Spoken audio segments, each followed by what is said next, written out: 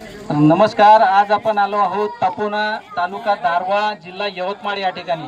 आपल्या या ठिकाणी एक मागच्या वर्षी आशा 9011 या वाहनाचं लागवड करणारे शेतकरी आपल्या सोबत आहेत. तर जाणून घेऊ त्यांच्याकडूनच की काय त्यांची प्रतिक्रिया आशा वाहनाबद्दल. नमस्कार दादा, आपलं पूर्ण नाव सांगा. माझं नाव संतोष चंदू राठोड, राहणार तापोना. माझा मोबाईल नंबर आहे 7744840911. कोणतं वाहन लावलं होतं? मी 2-3 वर्षापासून साहेब आशा 9011 याच वाहनाची लागवड करत आहोत.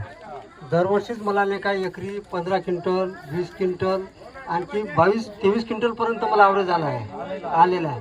आणि याही वर्षी आहे ना आमच्या गावात साहेब 90% आशा 9011 लावतात. म्हणजे दरवर्षी आता यावर्षी दरवर्षी तुलनेत नागपिकी जास्त होती. त्या नापिकीच्या वर्षात आता तुम्हाला 2025 मध्ये किती उत्पादन झाला? 2025 मध्ये साहेब मला नाही काय 16 क्विंटलचा ॲव्हरेज आला आहे. 16 क्विंटलचा आशाचा ॲव्हरेज आलेला आहे आपले.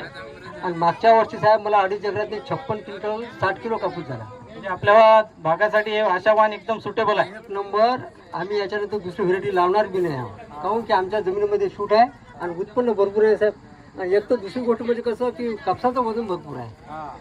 कापसाचं वजन लहानसं गटून असलं तर 25 किलो भरते ना.